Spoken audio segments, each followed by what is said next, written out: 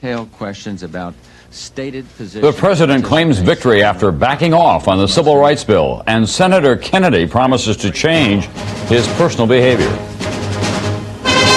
This is NBC Nightly News with Tom Brokaw, reporting tonight from NBC News headquarters in New York. Good evening. The fallout from the Clarence Thomas Anita Hill controversy continues to radiate across the political landscape. The latest effect, it forced a compromise agreement on the long-running civil rights bill, and it helped prompt Senator Kennedy to acknowledge his personal faults. We begin tonight with NBC's John Cochran at the White House, where a defensive President Bush today took questions on the civil rights bill. John? Tom, the president claims that by hard bargaining he got a civil rights bill that discourages racial quotas, but there's actually very little evidence that he got much. The president accepted a deal brokered by Republican Senator Bob Dole, who suggested minor changes in a bill backed by fellow Republican John Danforth and most Democrats. Yesterday, and I don't think those changes affect the substance of the legislation at all, so it was a very good deal. What President Bush did get was some rewording that the White House claims makes it harder for minorities and women to sue an employer if job discrimination was unintentional. But Democrats say Bush failed to get tougher language he wanted, so he accepted meaningless changes. If these few word changes that people are talking about provide the president with a convenient fig leaf to cover this retreat, then that's fine. We accept that. We didn't cave. We worked out in a spirit of compromise, a negotiated settlement where I can say to the American people, this is not a quota bill. We gave up nothing of any significance on the quota debate. Our bill never was a quota bill. But why would the president suddenly be so anxious to work out a deal? Democrats and some White House aides think Bush knew he might not have the votes to sustain a veto. Also, now that sexual harassment is a high-profile issue, it might not be smart to veto a bill enabling women to collect damages for harassment and discrimination. And finally, the David Duke factor. Some Republicans feared that vetoing a civil rights bill would add credibility to charges like this. The election of David Duke in the first round in Louisiana is the inevitable consequence of the racial politics of the Reagan and Bush administrations. But today, the president not only accepted the civil rights bill, he also said he could never support David Duke. The president may have lost some white votes today, but moderates in the White House believe he did the right thing, politically and morally. Tom? Thank you, John. Politics and morals were also on the public agenda of Senator Edward Kennedy today. For the first time, he admitted that his private behavior has hurt his public effectiveness. NBC's Andrea Mitchell tonight. Battered by public opinion polls, ridiculed by comedians, scorned even by some Senate colleagues, Edward M. Kennedy tried to restore his reputation by acknowledging his personal failures. And I'm painfully aware that the criticism directed at me in recent months involves far more than honest disagreement with my positions or the usual criticisms from the far right. It also involves the disappointment of friends. To supporters, he offered this apology. I recognize my own shortcomings, the faults in the conduct of my private life. I realize that I alone am responsible for them, and I am the one who must confront them. For his friends, the Kennedy dream has turned into a nightmare. He had tried to overcome the shame of Chappaquiddick through 2 decades of hard work in the Senate. Then Palm Beach, again a tale of drinking, womanizing, tragedy, possible cover-up. For the first time, he was even in trouble back home. One Boston poll had a majority wanting him not to run again. Still, he would not face up to it. Do you think you have an alcohol problem? Absolutely not. The final blow was this month's Senate Judiciary hearings. When it counted most, Kennedy was sidelined by his own personal reputation, vulnerable to pointed attacks on the Senate floor. If anybody believes that, I know a bridge up in Massachusetts that I'll be happy to sell to them with the help of Senator Kennedy. Humiliated by late-night comedians. Have you ever tried coming out of the bathroom nude and acting like you didn't know someone was there? No. Well, that's too bad, because that works too. His leadership on the Civil Rights Compromise was the first step back. So was his public apology. In short, I will continue to fight the good fight. Under pressure from family and friends, Kennedy has now pledged to confront his problems. If he fails to meet his own challenge, it will be difficult for him to ask for continued public support. Andrea Mitchell, NBC News at the Capitol. As Nightly News continues tonight, our Friday forum with the economy floundering. What can you expect if you're a white or blue-collar worker? And what about your children? These are remarkable cars, and I've left all this space to show you why. First, Dodge Spirit and Plymouth Acclaim are the lowest priced 6-passenger cars in the world, even with an airbag and all the goodies you see here. But okay, you want to spruce it up, so you start adding options: air, automatic, 4-speaker stereo. When you're through, you'll find that Spirit and Acclaim, with all this, are still the lowest priced 6-passenger cars on the planet. Now, drive for the gold with up to $1,000 cash back on select cars. Which of these fruits, ounce for ounce, has the most vitamins and minerals? That's right. California prune. Sweet, delicious California prunes. Find out how good they really are. Campbell's heard your healthy request. Low cholesterol. Less salt. But lots of taste. Here's our answer. New Campbell's Healthy Request ready-to-serve soups. All the great taste you want without some things you don't. New Campbell's Healthy Request. And healthy. The Middle East Peace Conference in Madrid opens next week, and as that deadline approaches, the Israelis and the Palestinians are talking tough.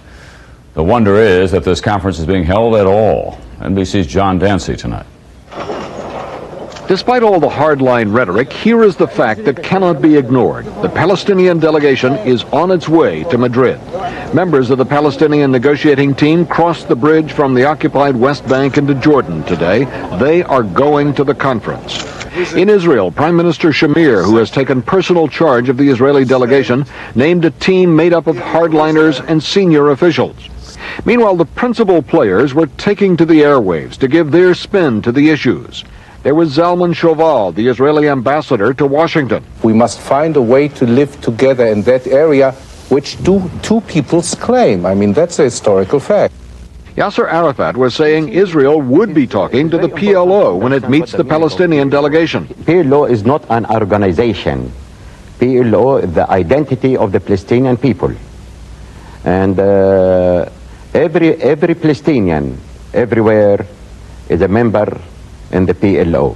And Secretary of State Baker said the U.S. will accept progress on any front at any time without linking it to a complete and final settlement of all issues. Meanwhile, President Bush was playing down the hardline statements coming from the Palestinians and the Israelis. What I do not want to do is inadvertently complicate the process. The U.S. is expecting all sides to make hardline speeches in Madrid to lay out maximum positions. But the important thing is for the opening talks to go off without a walkout, so the talks can move into the second phase, direct negotiation between Israel and its enemies. John Dancy, NBC News, the State Department. There is joy for a former American hostage tonight and sorrow for one still in captivity in Lebanon. Jesse Turner with his wife and daughter left Germany today for their home in Idaho. He was freed Monday after 4 years and 9 months in captivity. And there were ceremonies in Washington today marking Terry Anderson's birthday. The longest held American hostage will be 44 years old on Sunday. It will be his 7th birthday in captivity. You've been up in the air for hours. Now you've got to make up the time. Aren't you glad Hertz has a faster, easier way to rent a car? #1 Club Gold. No paperwork, no stopping at counters, nothing to slow you down. You go straight to our Gold parking area, where your car is waiting, ready to go. It's our fastest way to rent a car. I'm gonna make it. Call Hertz today for low daily rates on Lincolns with free unlimited mileage. Hertz, we're America's wheels. Grandma's got a date. What's a date? That's when you hug someone. Closeness. You might hesitate if you wore a diaper. So Johnson & Johnson created Serenity Guards, bladder control protection so advanced it holds as much as something 5 times its size and stays dry, locking liquid in. Grandma, are you gonna hug him? Hug me. Oh. Give yourself hugs for discovering Serenity from Johnson & Johnson. It's gone. but it isn't. Vicks introduces an incredible new cough drop. It's gone, but it isn't. A cough drop so powerful, it keeps on working even after the drop is gone. It's extra strength Vicks, a new kind of Vicks with twice the Vicks vapor medicine to relieve your cough and help your scratchy throat and stuffy nose feel better, even after the drop is gone. New extra strength Vicks, extra strong to work. Even after it's gone. In the hills above Oakland and Berkeley, California, people still are wandering through the nightmare of that devastating firestorm. Oakland especially is feeling it's a tough luck town these days. NBC's George Lewis now. The full scope of the devastation hits home when you look at it from the air. More than 3,000 houses and apartments leveled, hillsides stripped of all their vegetation. On the ground, people try to figure out how to get on with life. We're on a roller coaster. One day we look at it like, well, we'll just come back with a better place, and then sometimes we don't even want to come back. We keep waffling about whether we're going to rebuild or move out. As if the fire were not enough, there's a new potential problem: soil erosion. This morning, a light drizzle was falling in the area, and forecasters said it could turn into showers by this weekend. That raises the danger of mudslides in areas below the fire. Nature has not been very kind to Oakland in recent years. It was just 2 years ago this month that the major earthquake hit, killing 42 in a freeway collapse.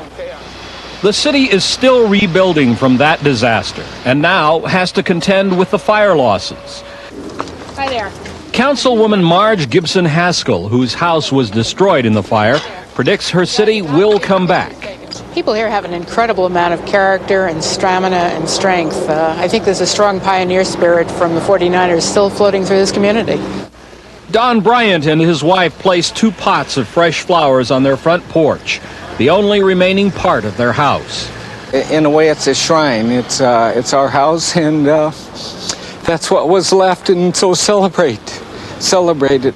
Bryant and his neighbors will need all the pioneer spirit they can muster as they face the challenge of starting over. George Lewis, NBC News, Oakland, California.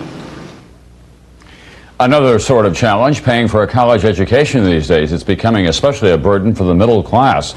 Often unable to afford the tuition of the more prestigious schools, many find it difficult to even pay for the less expensive public universities.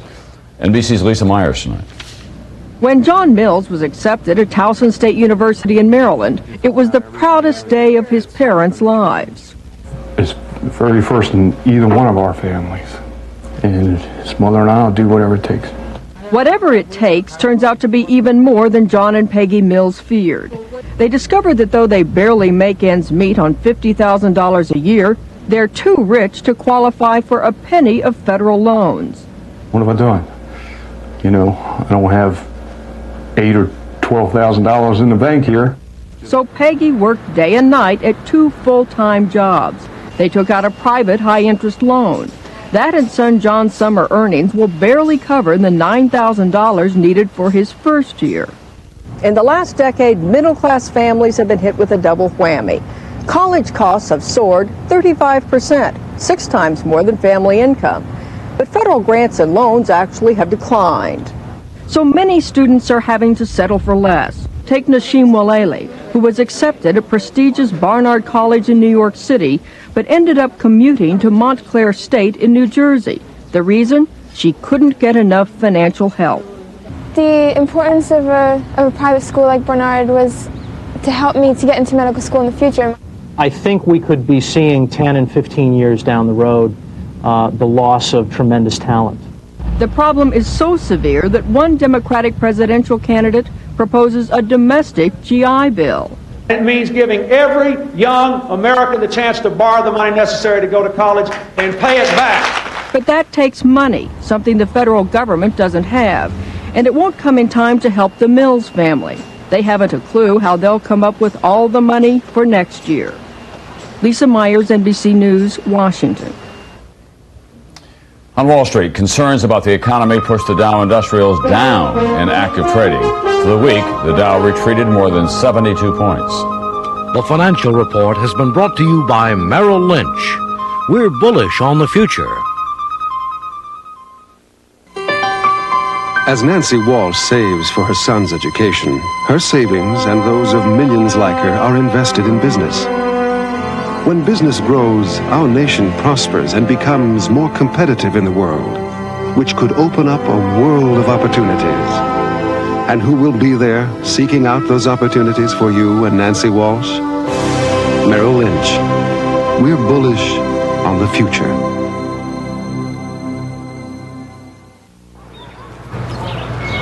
Kids love my ice cream. Had to take their word for it. Meet the ice cream man who couldn't eat ice cream. So you want 2 scoops or 1 scoop? Funny, huh? Same trouble digesting milk, cheese. Made my stomach nuts. Anyway, that was before dairies.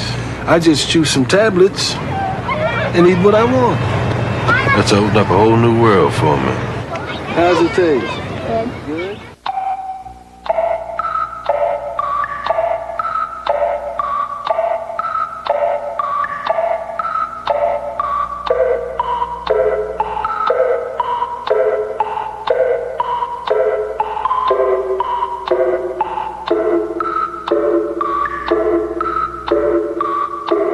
It was designed to run like a watch. Just strap it on. Oh no. Ellen, I'm knocked out. Fetch Mommy. Fetch Mommy. What are you doing out there? When it's cold and rough outside, try something warm and creamy inside. Instant cream of wheat in our new honey nut flavor or original cream of wheat. Tomorrow, you get the paper. 2 warm ways to come in from the cold. Friday Forum now on the final Friday of every month, an extended look at one issue. And tonight it's hard times. As President Bush acknowledged today, the economy is sluggish, people are hurting. But beyond talk of recession, there are growing anxieties about expectations for almost every class of American worker. America is used to being an economic colossus. By the end of World War II, this country stood virtually unchallenged as the world's greatest superpower. In the 40s, America's gross national product grew by 55%, but that rapid growth could not be sustained. What has grown is the population. In 50 years, it has almost doubled.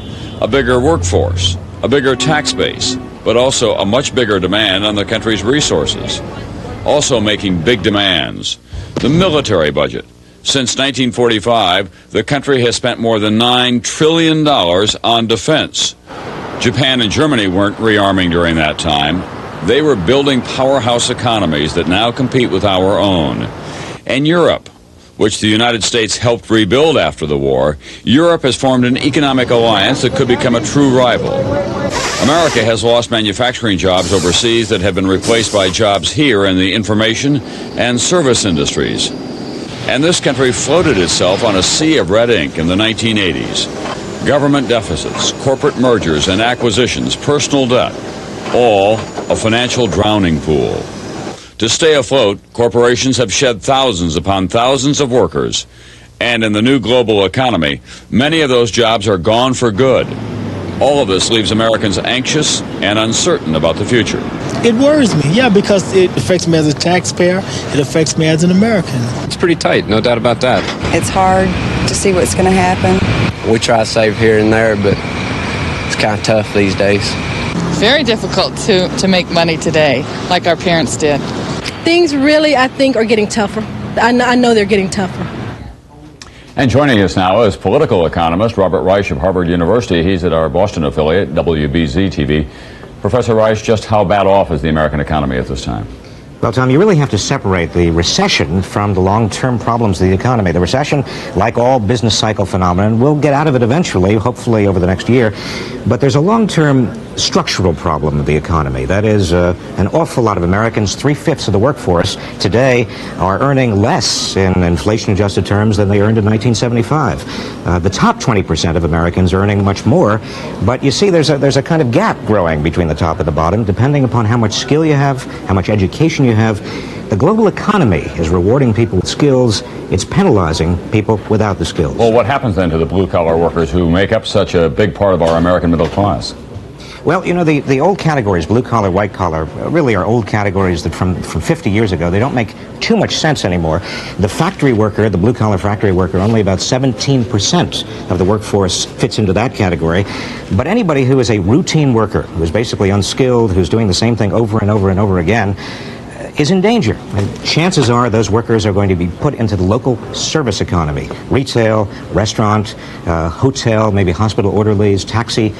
These are jobs that are going to be pretty close to the minimum wage. They're not going to be jobs that are the high wage jobs of the future world economy. All right, Professor Reich, we want to have you stand by there as we introduce you now to two people who are on the front lines.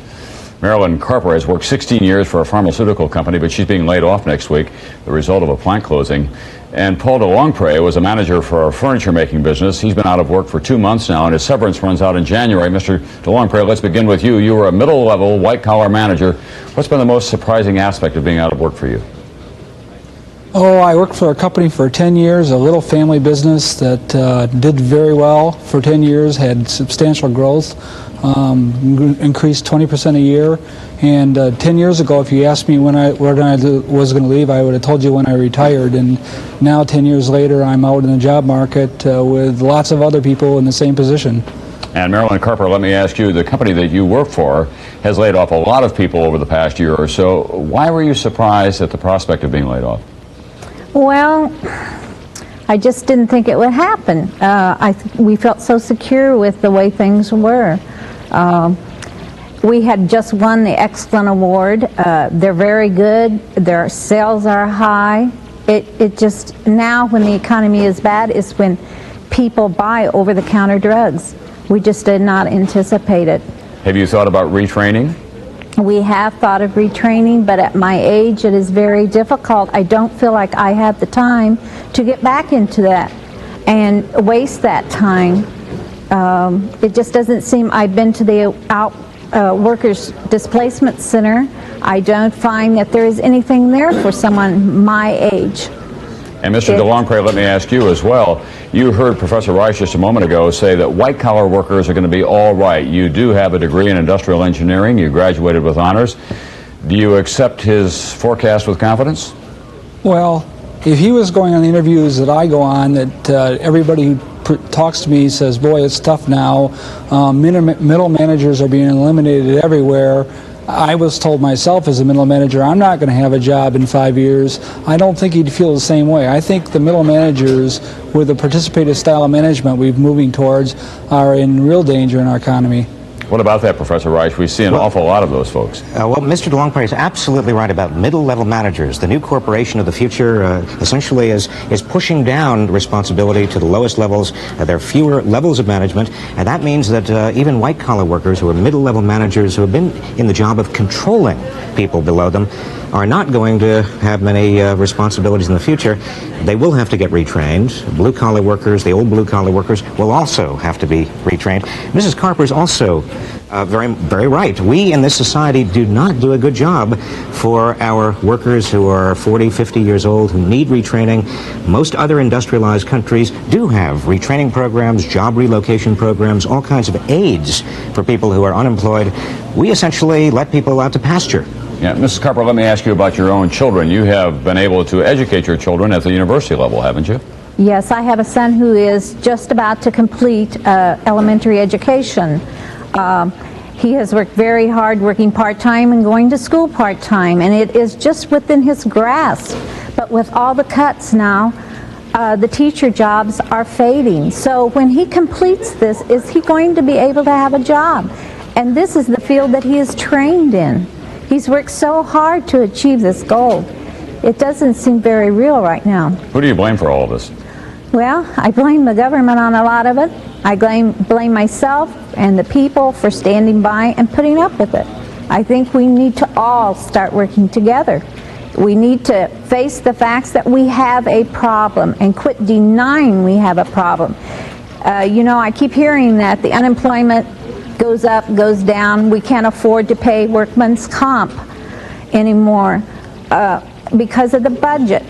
What about us? What about the American people? We count too.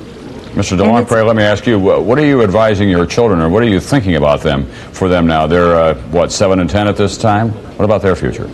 Oh, my children are a little younger than that. They're 3 and 7, but we all have to make sure that they can think on their feet and that they have the ability to have broad bases of skills, and that they can have transferable skills, because that's the only way to survive in this changing society. And very briefly, Professor Reich, do you think the political impact will be across the board come the fall of 1992? Well, that's a short-term issue, Tom. I think that there could be if the economy doesn't pick up in terms of the recession. But there's a long-term issue here, and that is that this may be the first generation of young Americans who are not doing as well as their parents. And the American dream of upward mobility, if we don't have that dream any longer, well then American politics, American society, American economics, everything is up for grabs. Well, thank you all for being with us tonight. We know that this has been useful and instructive, and I'll be back with some closing thoughts in just a moment. As we approach the 1992 Olympic Games, many are striving to be their best. They call him Iron Legs. But Richard Lowe isn't an athlete. He's a letter carrier on some of the cruelest hills in San Francisco. The 750,000 workers of the Postal Service are proud to sponsor the 1992 Olympic Games and share with you the quest to be the best. We deliver for you. We want to show you what an American car company can do when we put our minds to it. In 1989, this Dodge Viper was just a concept. In January, it'll be rolling off an assembly line in Detroit, Michigan. Nobody in the country ever developed a car that fast. From now on, every new car Chrysler makes is going to be built the way this one was. And that's by a team. Product and manufacturing engineers, designers, finance guys, and marketers, all working together with one idea: making a great car.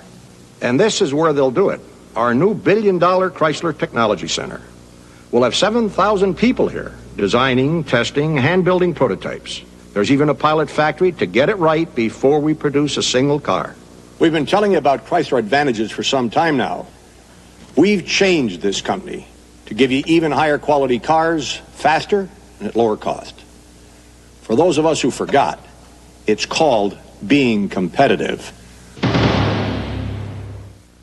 We gotta agree. Pizza or cheeseburger? Domino's, just what you want. Nobody knows like Domino's. Domino's Pizza's Bacon Cheeseburger Pizza Feast. A medium pizza piled high with ground beef, bacon, and an extra layer of cheese. Nobody knows like Domino's. We don't make your pizza till you make your call. So call for a Bacon Cheeseburger Pizza Feast. Now just $8.99, 2 for $12.99. Nobody knows like Domino's. How you like pizza at home?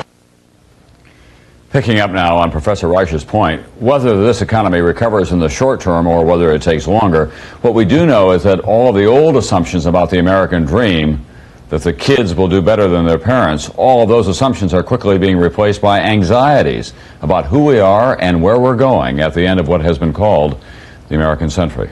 That's Nightly News for this Friday. I'm Tom Brokaw. Mary Alice Williams will be here tomorrow night. I'll see you Monday. Tonight, Jeffrey! the crime is murder. He's a serial killer, isn't it? Tonight, he kills again. Just a matter of time. And the victim is Ben. No! On Matlock, all new NBC tonight. He'd locked his heart away until one special woman. I'm 43. I'm 27. Showed him you can't stop true love. I can't even look at another woman without wanting to. I know I'm a big secret to your friend. How do you know who's right for each other? The network television premiere. Keep coming back for more. White Palace, coming Sunday on NBC.